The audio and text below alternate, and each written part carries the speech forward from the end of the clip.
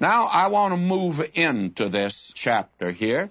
He says, as he is monotonously said, and will say it 3 times in this chapter, he's going to say, verse 1, and the word of the Lord came unto me, saying.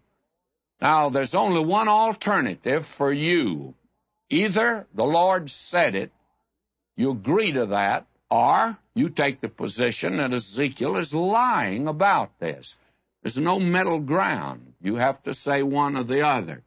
Well, I take the position that the Lord said this to him and that he's not giving his viewpoint. My feeling is that Ezekiel's feeling did not enter too much into his message. This man Jeremiah was overwhelmed by it. His feelings entered into every word that he said.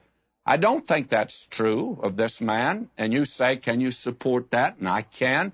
You remember at the beginning when God gave him his commission, he says, you're going to speak to a rebellious people, a rebellious nation, and you're going to speak to a hard-headed people. And he says, Ezekiel, I'm going to make your head harder than theirs. And you know, a little of that hardness got down to his heart, and he could lay it on the line for them. And it makes you actually love him for it. I think that if his feelings had entered into him, this man would have been crushed by the message that he have to give. Now, will you notice here the attitude of the people to him now? He's been speaking in parables. He's been acting them out. We saw one that looked like he was giving them a TV commercial for a shaving soap or razor or something.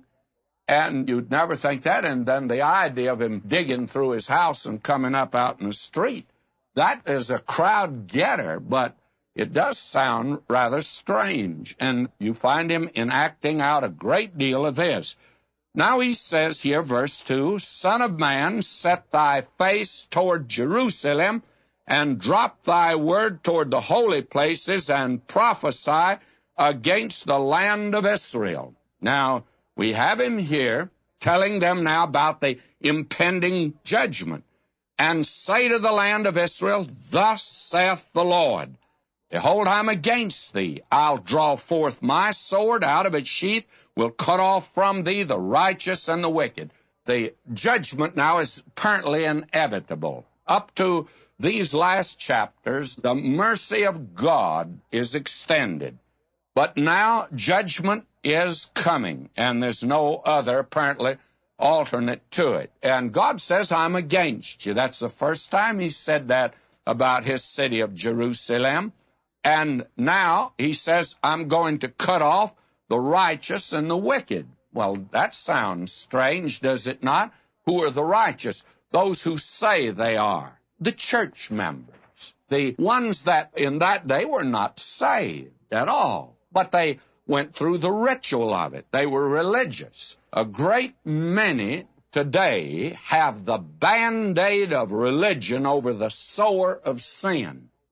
And they need to pull that old Band-Aid off and get that sore lance, because it'll kill you.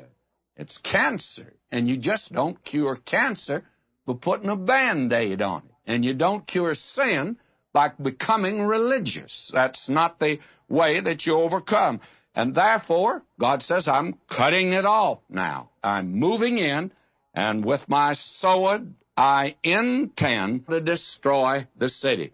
Now he tells this man to do something that I'm not prepared to say whether his feelings are in it or not. He's told to do it. He certainly didn't do it naturally, so I think he's acting a part.